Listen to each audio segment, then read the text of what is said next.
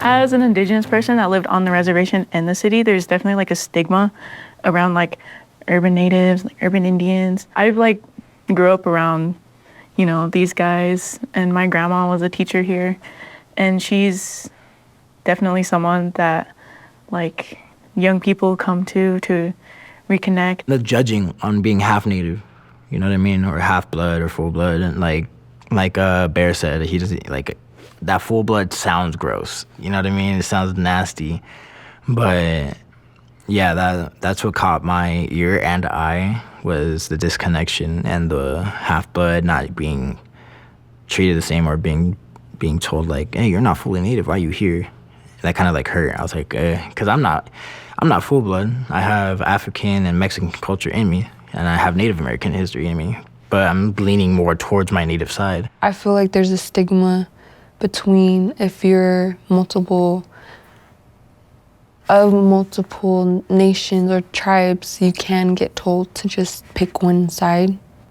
And I mean, that's what you have to do legally. You can only have one certificate of Indian blood for one tribe. So I feel like everyone can find their own equilibrium to adjusting to that. How I understand to be Native, it's just like, it's not only for me claiming to be Lakota or Dene, my people have to recognize me as one of them. And for me, that comes with putting my work in for the community and trying to be helpful and be a hand for the community. And if they recognize me as one as them, I'm happy for that. So it's a lot of work. It's not just I claim that nation and that's it. That nation has to claim me too. I feel like there's a lot of young people my age who are not really in the culture or anything like that because either like they have not really grown up with it due to like generational trauma and like what it has kind of brought on their family. I seen like a lot of my relatives who grew up a lot in the city, especially here in the community, they really are like, in a way, like, I'm gonna quote it, lost, like, quote unquote. Like, they seem like they do want to learn, but they don't have a guidance or anyone to teach that. And it's really hard to find that, especially in a place where you kind of have to feel like you have to move fast enough to go with the city. And I think that's why I think that a lot of young people can't really do that because they can't find the resources to those teachings and cultures and stories. Feels like it's a lot of pressure, and it's going to create me as a diamond, so I'm hoping to, my people do consider me back into the tribe and stuff. It's just because, I know when I go back home to the res, South Dakota, Rosebud, they definitely treat me some type of way, city Indians, as they call us and stuff, so, but just because I wasn't born on the res does not mean I cannot find my way back. The project is really about young people reflecting on their interests and their cultural identity while participating in this collaborative filmmaking project that youth actually lead. Native people, when we feel loneliness, that's a different type of loneliness because a lot of Native people experience genocide. So it's not happenstance that we're the only Native people in our elementary schools, or we're the only Native people at our workspaces. We are the only Native people because our people experience genocide. So when we feel lonely and we want other Native people, it's a completely different frame and setting of loneliness than someone whose people haven't experienced genocide, because that loneliness is just in this lifetime. But that loneliness we feel is something that's been passed down for many generations. It's historical. It happened historically, and we still feel it. You're starting something here in your life, and you're going to be successful in the days to come. No, it's not going to be easy all the time. It's not going to be hard all the time, but you got to find that balance in there somewhere to do something with your life, because every person's life is important, regardless of what race, nationality, creed we come from.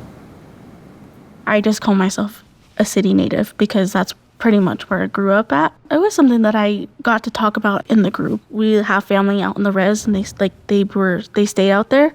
And whenever we go back, we're like, oh, we're like city natives. Like, you know, like we're from the city. We don't know how to do that. We joke about it a lot.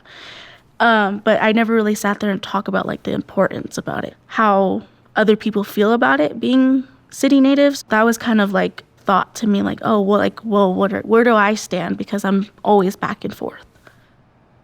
In terms of the story, like, uh-oh, I better pay attention, or, oh, this has to do with me, or, oh, I'm right, like, I'm going through this right now, or this is relevant. Like, I didn't know this before, now I know. Like, what is it that is the hook? The reason why the grandparents didn't want to show her the Native traditions was because they went to boarding school, and that plays an important role, and that's why Azul feels like she's not Native enough, or just not enough. Since she's mixed, she don't feel like she should take pride, and that group is a negative influence on her, and saying like, yeah, you're not enough to be anything.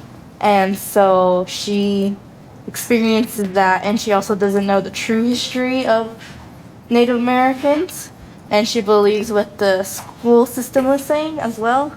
So when she did have that trip, her ancestors came to her in like a spiritual vision, and since she did like pass out, probably on the verge of like the spirit realm, and she sees the true history of boarding schools, the true history of the land being stolen, massacres, or genocide.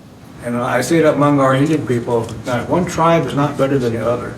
And I say, look at this floor, it's level. That's how the Creator made us. He didn't make one better than the other. But somehow, over the years, something got in there and kind of twisted it up. And we're now, some of us are out of bounds because someone did something that had some influence on us in our life. And it doesn't have to be that way. But therefore, when we go back to our elders, we go back to some of our ceremonies, our traditions, our songs, our dances, that's where we find our healing right there.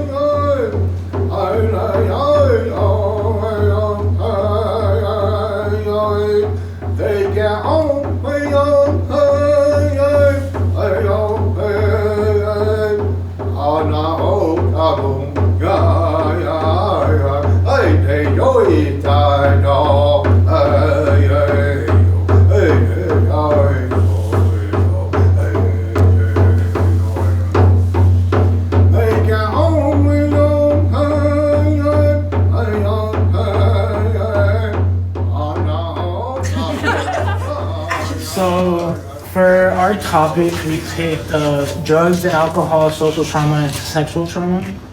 And the reasons we picked that is because we feel like a lot of kids, not just kids, but early teens and older teens going into their adulthood, they go through a lot of this.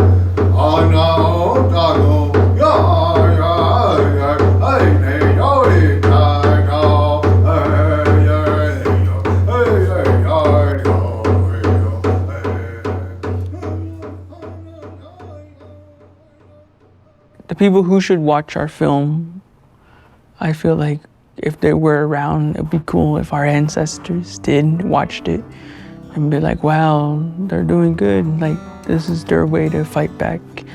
This is their way to tell their stories, because sometimes, like, those teachings are going away, basically. And this is a good way to preserve it. And I feel like if they were here, I mean, they are here, but I think they will enjoy watching it. But more in the Western way of thinking. The youth, I think they really need to watch this, because sometimes, like, they get lost. You feel like you're alone. You find yourself in a parking lot at IKEA yelling at yourself. And then after that, like, if you just hear something or see something or even like meet someone who went through that, it's beautiful. You could like relate, and it brings you one step closer to healing. Who am I as a person in the city, or what do I call myself? Kind of like open that. But also too, I just always just thought of myself as a city native. But like with other people's in the group that had the same going back and forth like I do, kind of makes me like feel less alone in the community and not just like the weird one.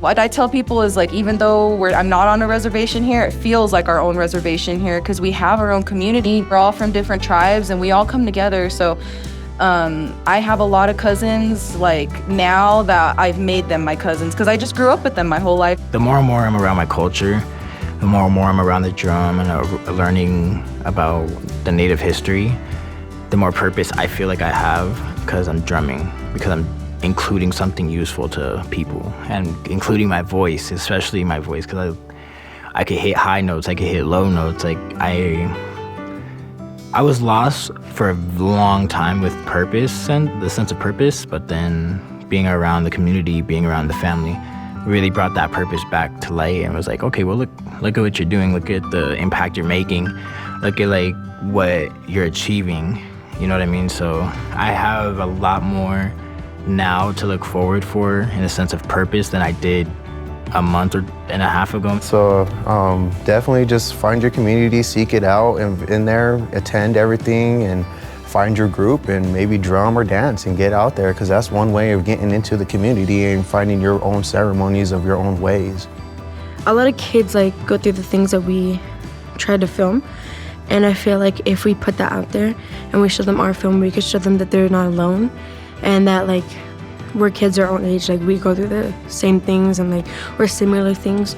And I feel like it'd be really cool for, like if I saw a film like this when I was younger, I'd be like, what? But like, I don't know, I feel like like the Native community for sure, or just someone who needs help healing.